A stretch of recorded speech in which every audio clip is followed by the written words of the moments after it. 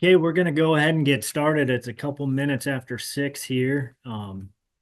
And first off, just want to thank everybody for being on today. There's a lot of places you could be as an angler with the nice weather we're having, but you being on this meeting really shows your interest and investment in what we're doing in our fisheries with our aquatic habitat plan. And so first and foremost, thanks for being on. Really looking forward to answering some of your questions and some of the feedback we're going to get from you. And hopefully you find some of this information beneficial as well. My name's Tony Berta. I'm the Fisheries Division Administrator here for the Game and Parks Commission. And I'm going to be bringing on Jeff Jackson, our Aquatic Habitat Program Manager, here in a little bit to highlight most of what this meeting is about, which is talking about our third aquatic habitat plan that we've recently developed. Just a little bit of housekeeping. There's a Q&A button down in the lower part of your screen. That's where we want you to put in any questions that come up throughout the meeting. We're going to take care of all those questions or try to answer all those questions at the end of our presentation, which is going to be about 30 minutes long. So when we're talking through things and you see something on the slide and you have a question, just put it in there right away and just be patient. We'll get to those questions at the end of the presentation.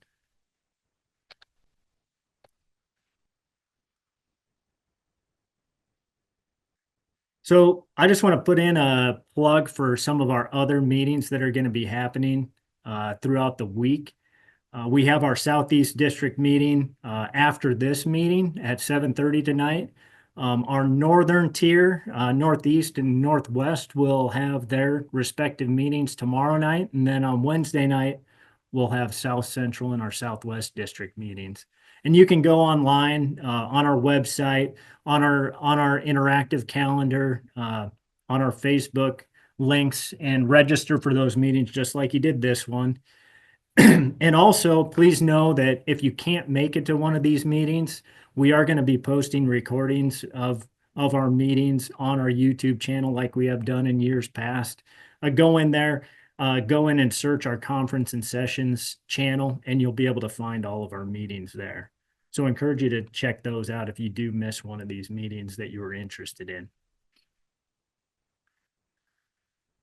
So I'm just going to provide a couple highlights, statewide updates before we get into our aquatic habitat plan, some things that we thought would be important for you as an angler to know about.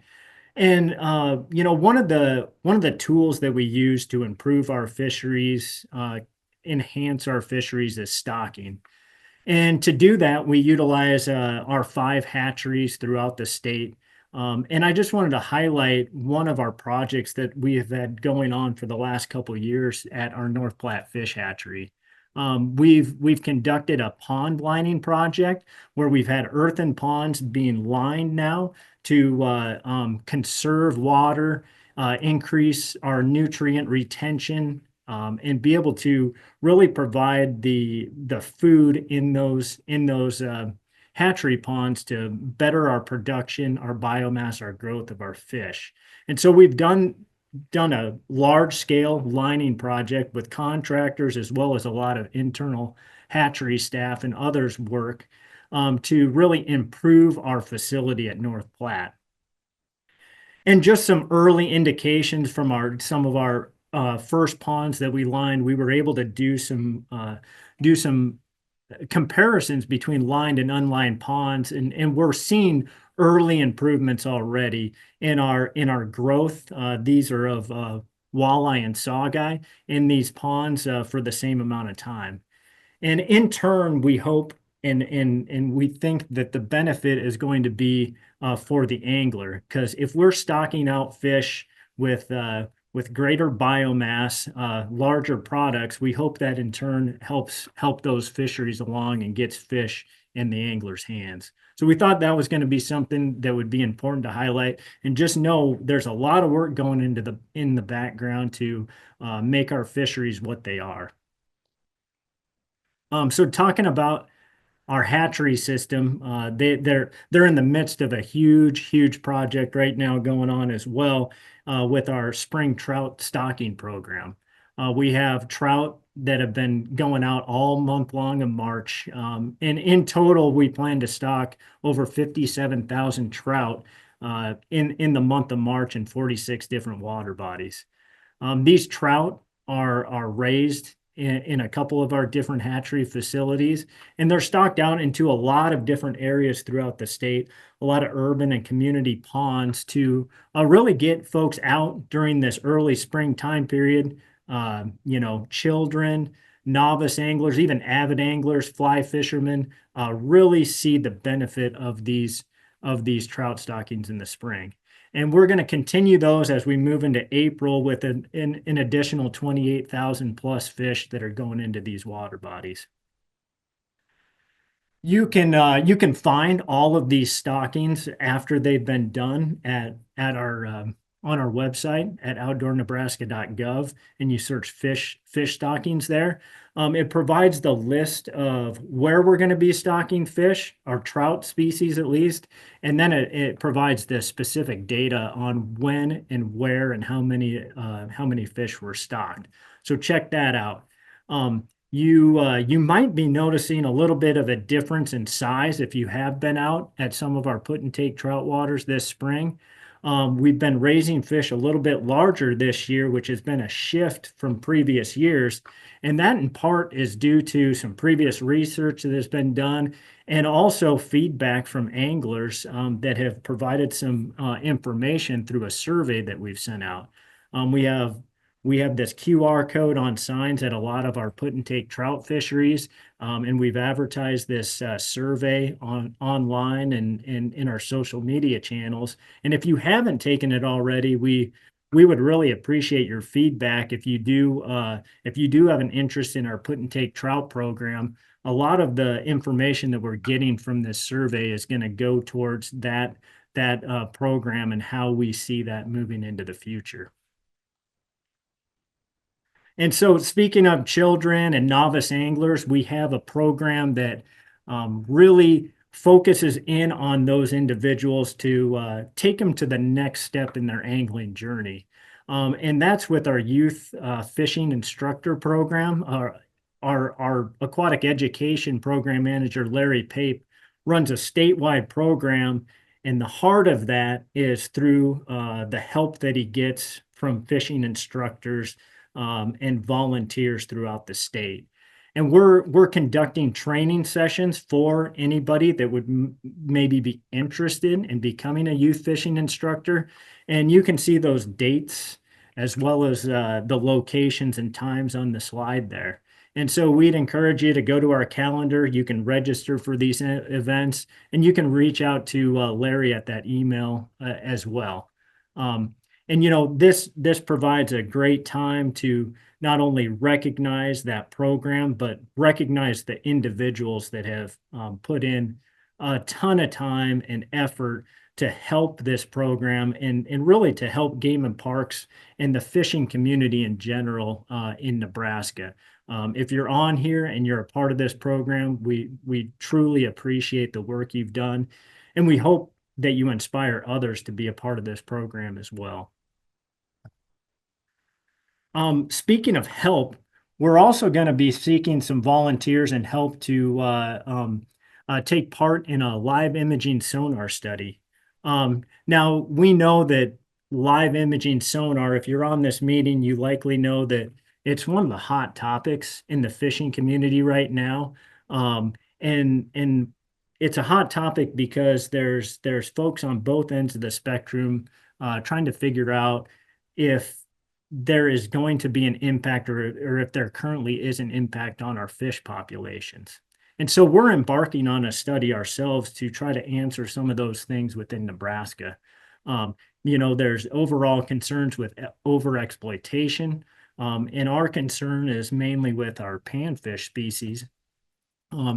There's obviously technology that is becoming more and more prevalent. More and more people are having it, using it, knowing how to use it. And there's also variable reports out there, studies done from all the way from Minnesota down to Texas that have had varying results on the impact of this technology. And we think it's really important for us to be a part of this investigation, this research to determine how much of an impact live imaging sonar is going to have. So Jake Werner, one of our biologists in our Southeast district, is going to be talking a little bit more in detail on this study and how you as an angler could help with this study to help us find some of these answers. So stay tuned in our next meeting for the Southeast district where you'll learn more about that. And if you can attend that, I encourage you to reach out to us or Jake there at his email to learn more and see if you can help out in any way.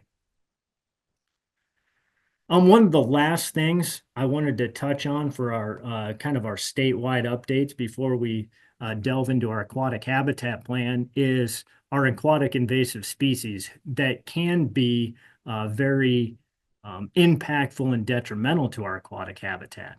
And I just want you to know that our program as a whole continues to strive for prevention, containment, and control of these species, as hard as that may be.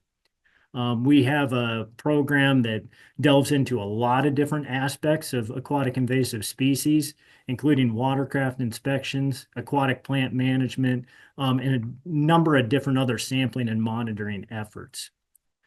This past year, we had crews out there, and they conducted over 8,000 watercraft inspections. If you were one of those, thank you for being a part of that, complying with these regulations on getting your boat inspected.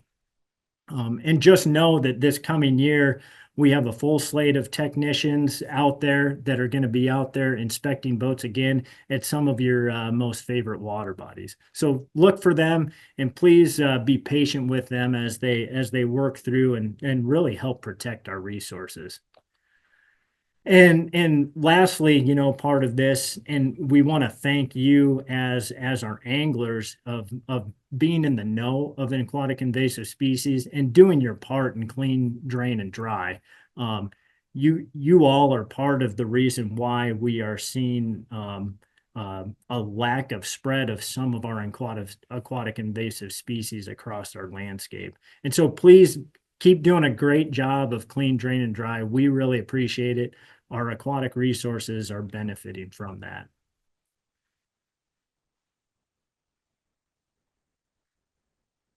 And then lastly, if you do see anything that looks unusual or anything that you know might be an invasive species to a certain area, please report that to us, whether it's via phone at that email or at the email below.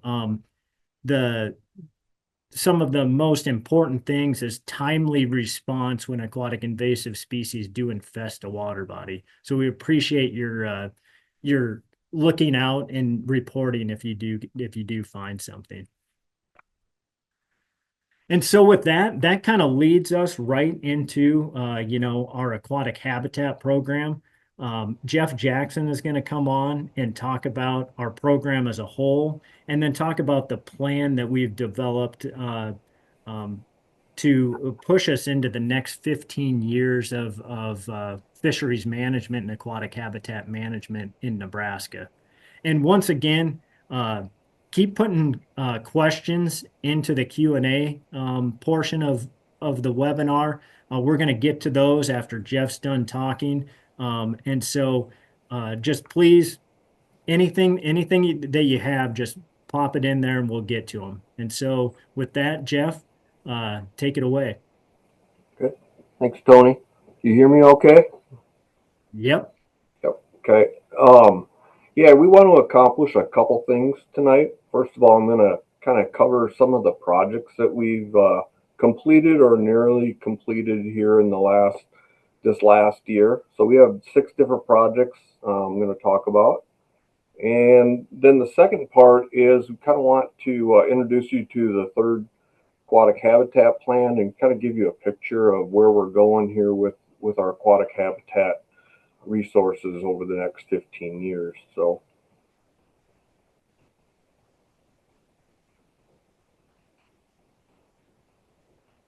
Okay. Well, the first project on the till here is Standing Bear, and we completed this last year, and we had the good fortune of water levels filling right back up after we got done. That isn't always the case, but we had some good rains right in the Omaha area right after we shut the outlet structure. This was a $2.7 million project, and the primary objective originally was really just to address boating access.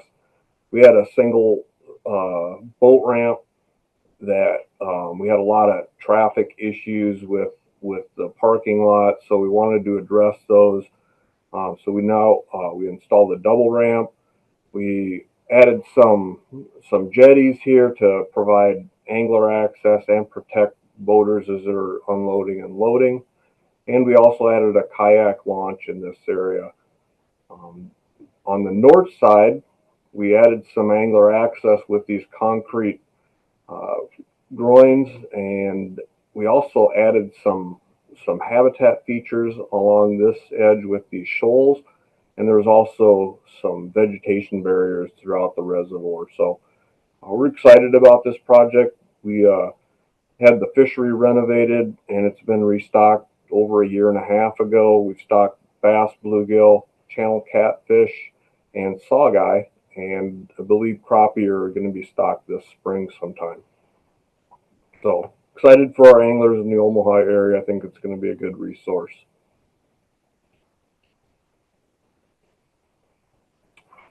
Louisville State Rec area. This is the second aquatic habitat project we've completed on this area. The first one was completed about 15-20 years ago, and we saw some issues with shoreline erosion where the access points were from the high use that they were getting. So we added some sidewalks to reduce erosion and make access better to the older features.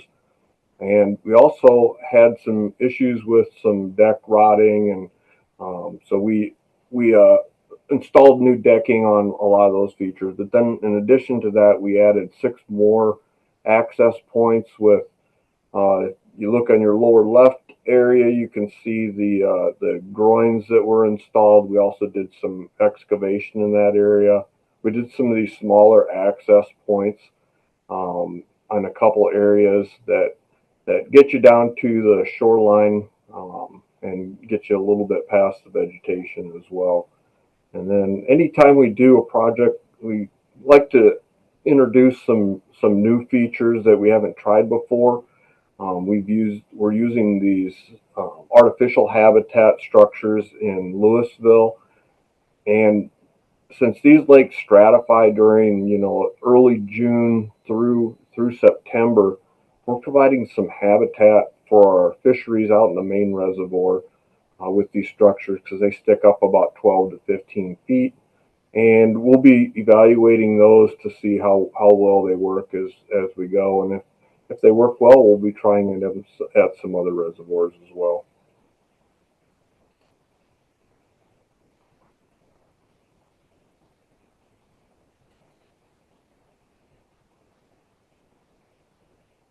A little bit of a delay here. There we go. Two Rivers. We had a donation that we received to do a access at the trout lake, and we also got a donation from the Game and Parks Foundation, so we were able to leverage that with some of our federal aid money, and that got us to the funding we needed to be able to install this access at the trout lake. So this is a new feature, opened earlier this spring, and it also has an ADA access as well. Willow Creek SRA, this area is over by the boat ramp on the southwest side, and during the 2019 flood, it destroyed quite a few different piers at this reservoir. So this one is kind of a mitigation effort for those 3 that were destroyed. It's a little bit different than the trout lake. access in that it's got a longer gangway. And one of the nice features about this is you can fish this pier almost 360 degrees around this access. So again, try to do something a little bit different, try to improve on what we've done before, and we'll see how this works out, see how anglers like this design as well.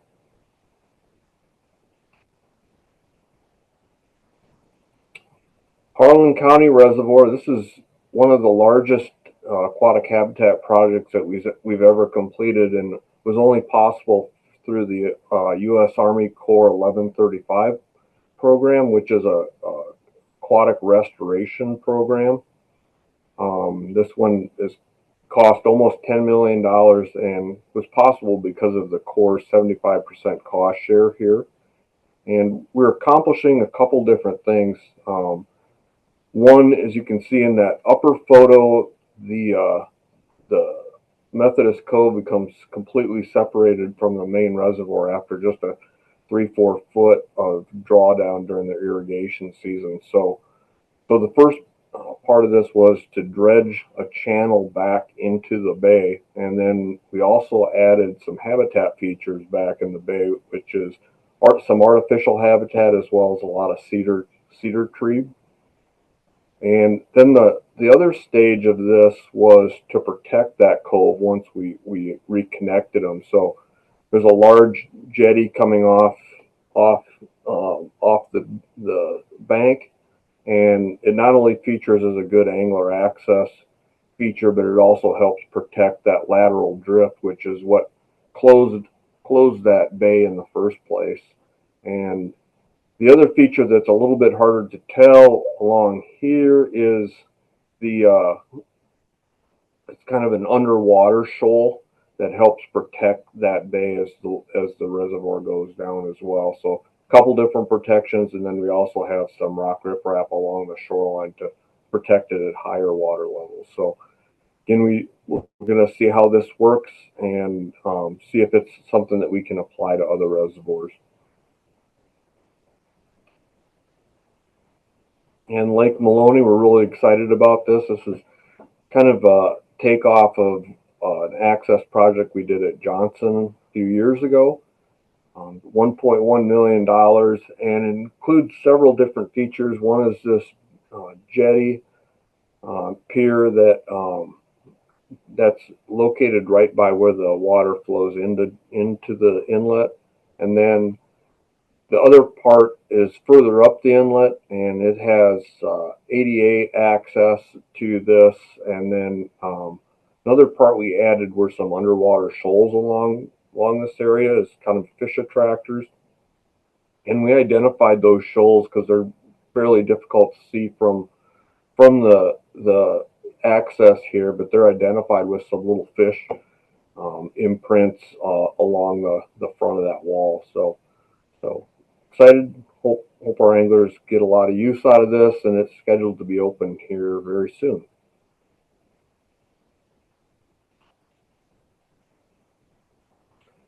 So we wanted to kind of give you an overview of what we've accomplished in the last 27 years. We've spent almost $110 million and accomplished almost 135 projects around the state. And that was with the assistance of 91 different partners. So I hope all you anglers are understanding that we're trying to get projects around the state, and I think we've accomplished that pretty well. And that's one of our goals of the next plan, is that we want to continue doing projects around the state, because we want to do projects where our anglers are, and we know that they don't want to travel usually more than about 30-40 miles to their favorite fishing spot. So that's why we've taken a broader approach on trying to get projects done around the state.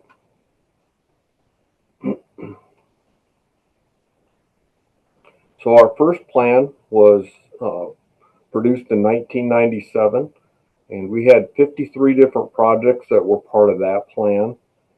We'd completed about all of them, and so we redid the plan in 2008. That one had 73 different projects. And then in 2010, the legislature approved an increase in the aquatic habitat stamp, and they also added an angler access component. And this plan almost had 200 different projects on it. So that's a pretty ambitious plan. One of the things that we wanted to accomplish with the third plan is kind of focus, combine some plans and focus it. And we've got about 71 projects on this third aquatic habitat plan.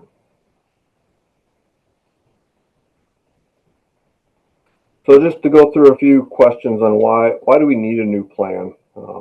Again, the prior plans were developed in 2008, 2010, so they're about 17 years old. And as I kind of brought out in the last slide, we wanted to kind of combine efforts with the access plan and the aquatic habitat plan, kind of focus our effort. We also allowed the purchase of chemicals for fish renovations and aquatic vegetation treatments. And prior to this, we had purchased chemicals for fish renovations on aquatic habitat projects. However, we hadn't approved aquatic vegetation treatments, and we realized that's a vital component of angler access. So we will be doing some vegetation treatments with aquatic habitat funds in the future. We wanted to add a little flexibility to the program. We did this because there's been situations that have come up where we don't have projects on the plan, and we wanted to be able to add those into it if funding and if it was meeting the goals of our program. So we added a little flexibility in there, and any project that would come up would have to be approved through our director or assistant division administrator.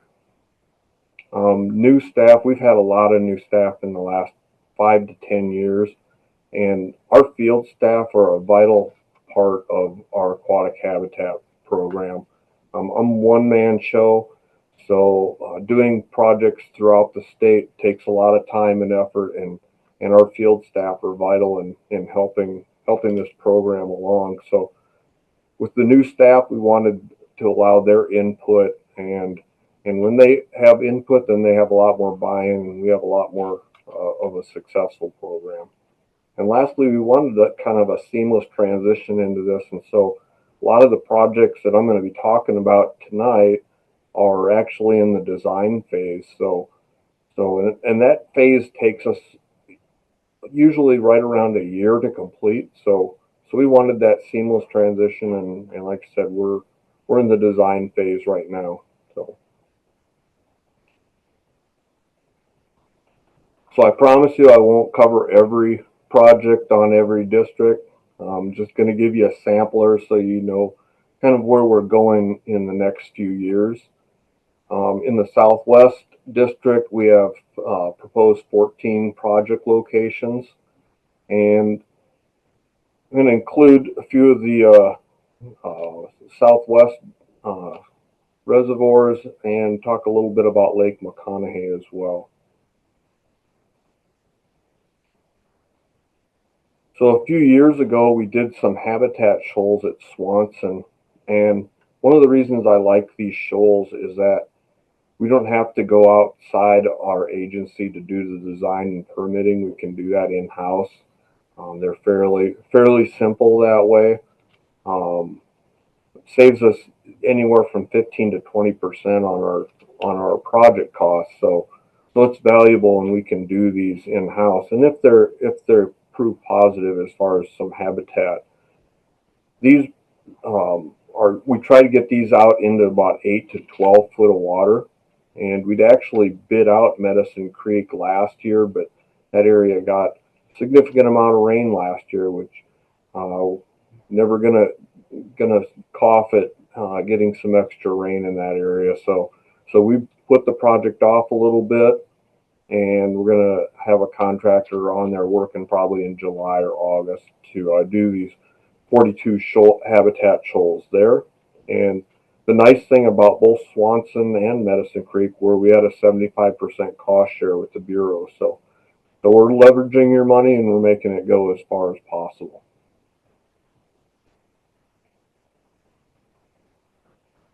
Lake McConaughey has the possibility of they have some issues with the dam, and one of the ideas has come up that they need to replace the riprap on the dam. So if that dam modifications comes to fruition, we wanted to be available to be able to do a project on Lake McConaughey with some of that riprap.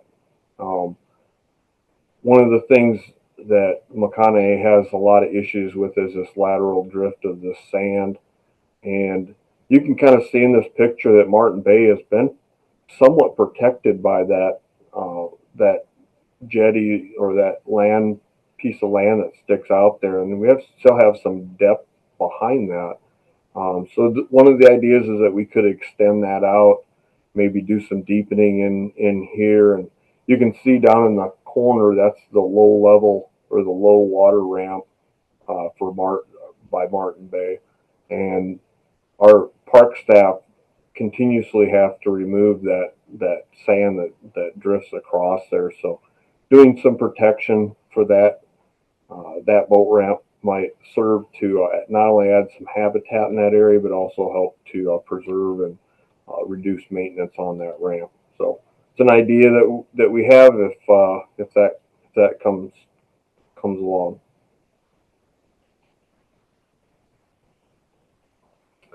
South Central, and talk a little bit about the I-80 lakes and Harlan County Reservoir as well. So when we did the feasibility uh, study on Harlan County, where we identified Methodist Cove as it was the most important bay, the biggest bang for our buck as far as doing restoration work, but we pretty much maxed that program out, so we weren't able to do additional work on these 5 other bays that we identified.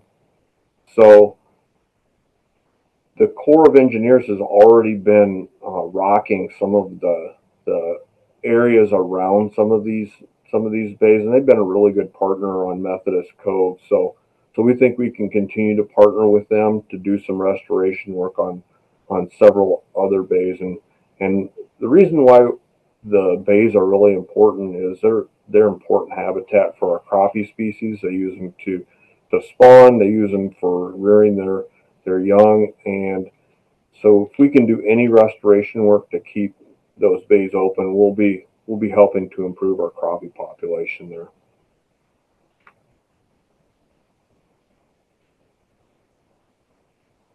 Windmill SRA is a project that we're just ready to bid out right now, and we're looking at restoration work on 4 different lakes. We're not working on the Swimming Beach Lake. And one of the things I want to highlight is we've been able to secure an NET grant, which is Nebraska Environmental Trust Fund. They've been really generous with working with us on our aquatic habitat restoration, so we really appreciate their grant money that we're using here. We're looking at improving angler access on 4 different lakes. We're also doing some excavation in some areas. When these lakes draw down during the summertime, there's some areas that become isolated, and we've documented fish kills back in those. So going to excavate to keep those connected during those drawdowns. We're also looking at doing some flood reduction. Lake 1A commonly gets flooded during high water events, so we're rerouting that flood water around that lake. And then lastly, we're also looking at doing some floating islands. Again, any project we do, we try to do some unique things that we think will benefit our fisheries, and a lot of these sand pits don't have a lot of habitat, and we feel like this overhead cover and root masses will provide hiding places for small fish and ambush spots for larger fish as well. So I think you'll see some benefits from that. We're going to evaluate that and just see how they work, how they function, and the maintenance requirements to keep them going. So,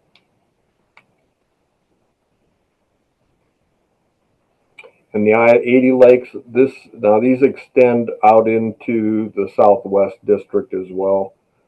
Again, we got NET grant application to do some cedar tree removal and improve shoreline access, and we're doing this on 9 different IE lakes.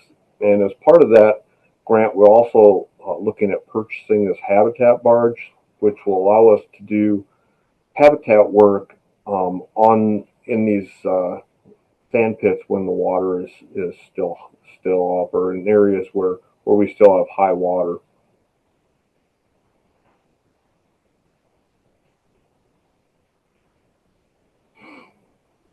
Southeast District, we're proposing to do 15 projects here, and we're going to talk a little bit about East and West Twin Reservoirs and Two Rivers SRA.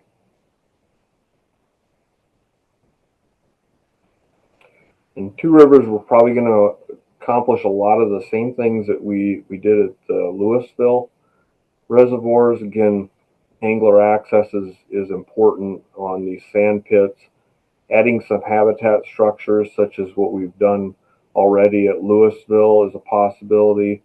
And if the floating islands are successful at Windmill, that's something that we could try here as well. So looking forward to that. That's down the road, probably a little ways.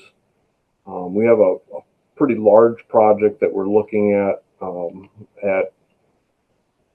at East Twin Reservoir, and we're looking at improving angler access and as well as improving the boating facilities at this location.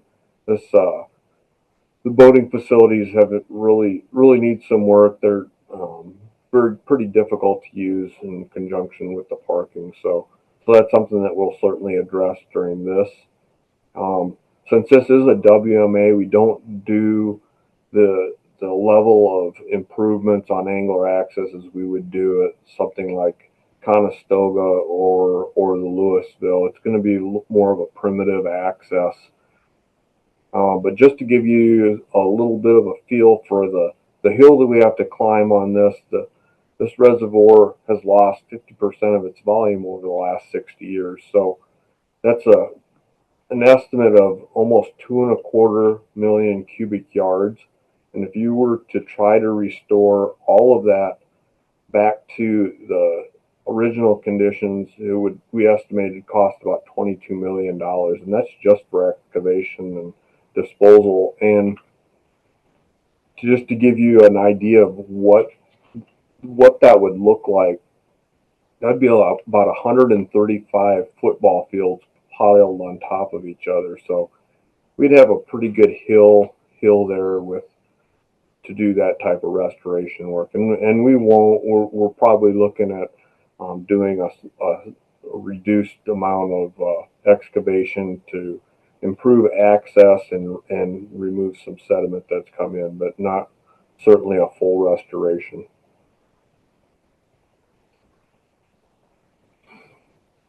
And Northwest is our largest district in the state. It also has the largest amount of water bodies, so that's the reason why we're doing more projects there. And they're estimating about 21 projects, and if you count all those, it's actually 24. But the Crescent Wildlife Refuge down in the lower portion there is actually, we combined them into 3, so estimating 21 projects. And the projects we're going to look at here are Smith Lake WMA, which is up, not the Smith Lake on the Crescent Refuge, but the upper one, and then Crazy Horse Pond and Soldier Creek projects. So Smith Lake, we're looking at improving angler access and doing some selective excavation. And we realize that this reservoir gets a lot of vegetation, very difficult to fish, especially later in the year. So we're going to try to improve that, make it a little more angler friendly later in the year. Another issue that we had is the outlet structure is 70 years old. Has some maintenance that needs to be completed, and so we're looking at completely redoing that outlet structure. And then along the north side, the Department of Roads has done some improvements on that roadway, And where it ties into our road, we are going to improve that road so that you can get all the way around the reservoir most of the year. So something to look forward to. We're about a quarter of the way through design there. Hopefully late summer we'll be able to start a project there.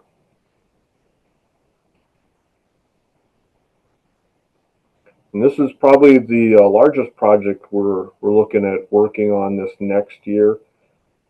Calls for the removal of Carter P. Johnson Dam, and then because that dam is filled in with sediment over the years, it's got about 15 feet of sediment. We have to redo that stream at the same slope that the original stream is at and do restoration work on that stream throughout that. And that means excavation to restore the stream channel and adding habitat along that as well. We also, as part of this, want to improve angler access. So at 3 different locations, we're looking at improving access and doing some stream restoration work in those areas. This project has been delayed several times, and one of the benefits is that it's given us some time to do some grant applications, and we've actually been able to secure almost 3.5 million in grants. So over half of this project we should be able to pay for with grants. So excited about that. Excited to see that stream restoration project go forward. And we're probably looking at a late summer start on that restoration work.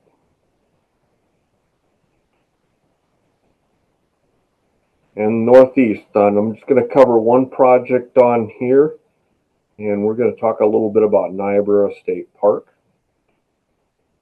We just hired a consulting firm to help us identify why this pond is leaking and if the water budget is sufficient to keep it at full. That upper picture shows the reservoir, how it's commonly been, and it's been about 8 to 10 foot down throughout most of the year, because that water level should be up to that rock riprap on the dam, and it just doesn't do that. And so we don't know for sure if we have a significant leak in the pond, or whether it doesn't have sufficient water budget to keep and maintain the water level. So hired a consulting firm to help identify those. And then that lower picture is basically the lake was drawn down, and got a drone photo just recently.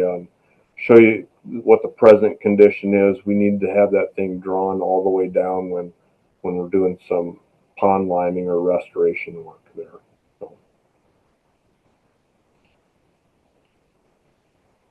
So that's kind of an introduction to our plan. Again, we're looking at about a 15-year plan, 71 different projects. And one of the reasons why we go through this planning effort, it really provides a framework for other agencies and entities to join our efforts. And we want to be in the leadership role on proposing projects and getting the work done. And lastly, you can always go back to our website to view this aquatic habitat plan. We also have a longer version that tells a little bit more of what we want to accomplish at the different projects.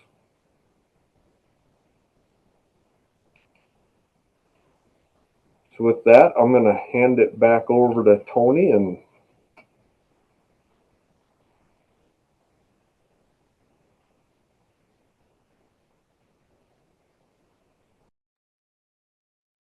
Yeah, thanks, Jeff. And as you can see, that the plan that's been put together is very ambitious, but we think we can accomplish a lot of that through help with our partners and being able to enhance our habitat and our reservoirs and water bodies and the access as well. So we're really excited for it. We do want feedback though. Jeff did mention, the plan is available. This was kind of a overall highlight of what's going on, but go to our website, check it out.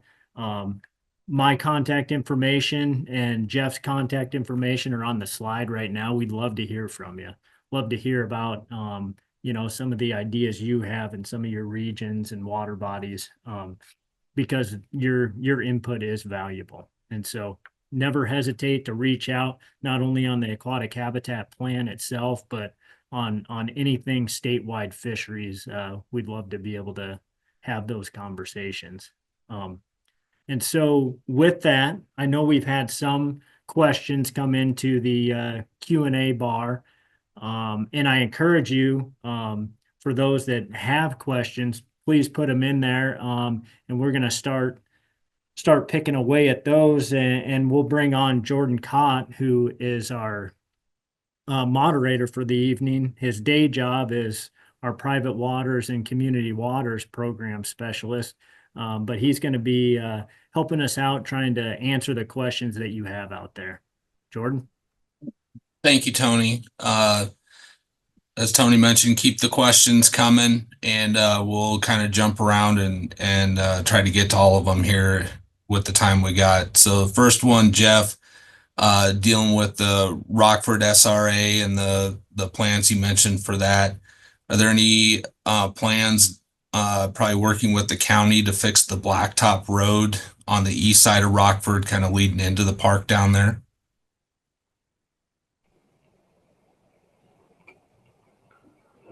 Okay, so we haven't.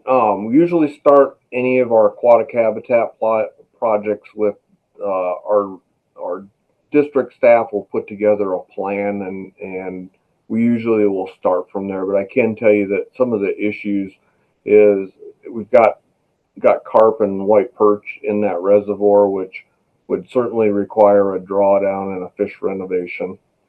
The other parts would certainly be angler access, probably like some type of a sediment dam to help reduce sediment loading and increase water quality. Boat ramp could probably use some attention as well. So probably be a fairly ambitious project. But the roadway, I don't believe we control the roadway. We usually would only work with the road if we controlled the access and controlled that. That'd be more of a county responsibility. All right. You'll want to pay close attention to this. This comes from our former fisheries administrator, Dean Rosenthal. When do you have an estimated start date for East Twin, a popular haunt of his out there? Yeah, so I'm really ready to start on East Twin. The hinge has been the start on the project at Fort Robb on Soldier Creek. With us securing some additional grants there, I think we're going to be able to go forward on East Twin. But until we get bids back on that project, we're kind of holding off starting on East Twin. But it's certainly in the queue. Certainly something that we want to get going on, especially to help our past chief of fisheries. We really want him out still fishing now. So. For sure. Can you go over, I know you mentioned it again, or mentioned it in your talk. What about the all the funding partners involved with Carter P and Niobrara, both internally and externally? Okay. Or at least So possible funding partners. I know some of that isn't necessarily determined yet, but where you're looking for funding anyway. So on Fort Robb, we're tapping a Water Smart grant, which is through the Bureau of Recreation, and we initially secured it, but with the changes in administration in Washington, there was some back and forth on whether that was still going to be available. It does seem like it's going to be available to us still. We also are looking at EPA 319 funds. And in addition to that, we secured an NET grant during the last session. So yeah, it's adding up to about $3.5 million there. Niobrara State Park, real early in the design for that. We just kind of got started, so we will probably be looking at possibly like an NET grant there. Possibly some EPA 319 funds. We're going to look at many sources as we can. Again, we want to leverage your money and make it go as far as possible, and we've been really successful at doing that so far. So, All right. So you mentioned the current federal administration, and maybe Tony can also mention this. Have any of the current federal cuts affected our fisheries funding, specifically to you, Jeff, and kind of your operation with Aquatic Habitat Plan and to our fisheries program overall? yeah, from my standpoint, I have not seen much effect. Again, it was unknown for sure with the Water Smart grant initially, but it looks like that's going to be they're going to still release those funds. So yeah, not to me at this point. Tony might be able to address maybe the federal aid portion of that. Yeah, there's a lot of uncertainties out there. Right now, we're still funded like we would on other years. However, we know things can change just depending on what's going on. So we continue to monitor those things. We have a great partnership with our um, cooperative fish and wildlife research unit over at the university who has felt some of those impacts, and we hope those are done as well. But we're just going to continue to monitor the situation, and we'll provide updates or things as they come out if they do end up impacting us and then the end user, you as the angler. Thanks, guys.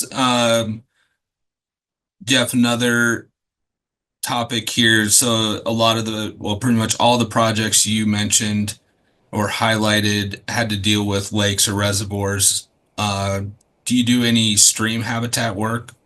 And can you highlight some of the work and stuff that you've done with the Aquatic Habitat Program on streams in the state? Sure. You know, one project that we just finished up several years ago was on Bordeaux Creek, and it was a fairly extensive restoration project. Um, Ended up being like $1.8 million to restore almost like a mile and a half of stream, and that project seems to have turned out really well. We wanted to address access. We also wanted the stream to tie back into its floodplain and do some restoration work on the slopes of that, and it is still, there's a lot of vegetation that's grown, and it's a little bit difficult to fish, but the restoration activity, we've seen a pretty good increase in our brown trout population there as a result of the project. So yeah, we do some. It is extremely expensive to do work on those, so we want to make sure that our anglers are going to benefit from those projects as well. And on the current plan, we have, so we did some restoration work on a couple sections of Bordeaux, and we put it in the second plan. We would be looking for some additional help in funding with if we decide to go forward with doing work on those other two sections. Mini Caduza is on this current plan. That would be work done more below the hatchery pond. to improve access in that area.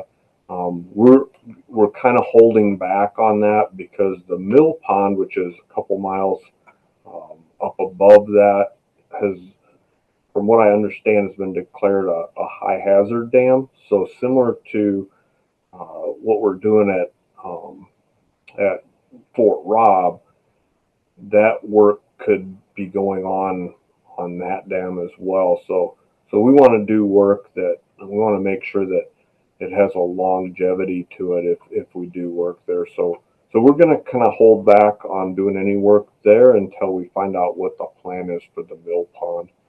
And then we have Soldier Creek in there as well. So we do some stream work. We'll continue to do stream work. So Very good. Thanks, Jeff. This next question, I'm going to bring our aquatic invasive species program manager, Christopher Starr, on. Had a question asking about zebra mussels. Can you give us a status update of those in the state? Are they spreading? Any new invasions or detections, or just give us kind of a status update of those? Sure, and it's a great question. Currently in the state of Nebraska, we are kind of holding the defensive line. So, all the states surrounding Nebraska, Colorado, Kansas, Iowa, and South Dakota have seen, numerous new zebra mussel infestations. But in the past 5 years, we have had no new occurrences of zebra mussels in public water bodies. We've had one new occurrence in a private water body, Beaver Lake near Plattsmouth, and we have them currently the entire length of the Missouri River and Lewis and Clark Lake. But that's the only spots that we have for public water bodies with zebra mussels. So we're very unique compared to many of the states surrounding us, especially in the upper Midwest. And that's really a testament to all the work that we've been doing, all the outreach and education, trying to get the message out that we need everyone's help to keep our lakes and streams invasive free. And it's also due to all the anglers and boaters because, it just takes one boater or angler to introduce a zebra mussel from one lake to another. And then that lake is now infested, pretty much forever. The control options are pretty lackluster at this point. So, that's something that we keep trying to hammer home, reminding people to clean, drain, dry. And right now we're kind of surrounded from states. So, it's not inevitable that they spread everywhere because Nebraska is a shining example of how proactive management and the public buy-in can really make a difference. So, yeah, right now we don't really have zebra mussels spreading across the state, and that's why we really need to keep the foot on the gas on that. So, kind of a follow up to that, Chris. You mentioned the clean, drain, and dry. I know you've been doing a lot of vegetation sampling across the state on our water bodies. So could you kind of expand on why it's not just zebra mussels we're concerned about, but some of the other species like different vegetations that we're also concerned about and some of that work that you've been doing on that front as well? Yeah, absolutely. The most widespread invasive species that we see across the state in terms of on the aquatic side is aquatic vegetation. We're seeing a significant spread of Eurasian water milfoil, curly-leaf pondweed, and some of these other invasives that when you go to your favorite fishing hole, you can see that some of these waters are completely choked with vegetation. That's bad for fishing, but it's also bad for our native species, both fish and plants. So we've been very, very aggressive, especially compared to the states surrounding us, in trying to manage and get a hold of our aquatic vegetation problems across the state. So, we've sampled over 100 water bodies in the past 5 years for aquatic plants, where we, try and catch these invasive species early, because once we catch them early, it's much easier to control with aquatic herbicide. And now that we've got some funding to treat these aquatic plants, this year especially, we're going to be very aggressive with our aquatic plant treatments on Eurasian water milfoil and curly-leaf pondweed. This past year, we actually completed our first whole lake treatment using a chemical called Priscillacor, and that's used to kill hybrid Eurasian water milfoil. at a lake in North Platte, the North Platte I-80 Lake. So, we're really seeing some successes with our aquatic vegetation management kind of sub-program. So, yeah, it's becoming a very, very big problem across the state, but I believe that we're on the right path, and we're going to keep plugging away and try and keep these invasives from spreading, and then if we can, try to eradicate them from the lakes that they're currently in.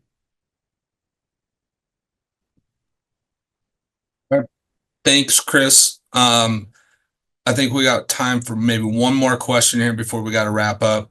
We'll bring on Matthew Perry on, who is our assistant administrator for fish hatcheries, fish production in the state, talking about growth rates of trout and how we can get them to that larger size that we're stocking them at now. Matthew? Yeah, thanks for having me on. Yeah, so just in regards to growth rates and feed conversion and things like that when it comes to the trout. Trout have been in the culture system for many years, and so it's a pretty fine-tuned conversion rate. Basically, like the feed that you put in, they can kind of put it into their body mass, and the conversion is pretty efficient. And so essentially what that looks like as far as on the production side of things, getting them to those larger size is just, yeah, you're feeding them more and basically have them in the hatchery for just a little bit longer. But depending on the water temperature, we can actually feed them at a higher rate and get them to convert a little bit more quickly as well. So we can almost get them to 12 inches, similar time as the 10 inches potentially, depending on conditions. All right. Thank you, Matthew. And with that, I will turn it back over to Tony for any closing comments. Yeah, on behalf of Jeff Jackson, what I just want to reiterate, we appreciate everyone being on this meeting and taking interest in the Aquatic Habitat Plan, the thing that we have delved into and really are excited about. And once again, please let us know, provide us feedback. We didn't get to all of our Q&A questions tonight, but we are going to make sure that we answer those, each of those, and we'll provide an email back to this group that is in this meeting or attended this meeting tonight to be able to capture all of our staff's comments to help answer those questions. So know that that is going to be coming in the next week or so. And then also just know we have these meetings coming up. We're actually going to wrap this one up and get ready for our Southeast District meeting now. So thanks for tuning in. We appreciate all the support that you provide us, and we wish you luck in your 2025 fishing season.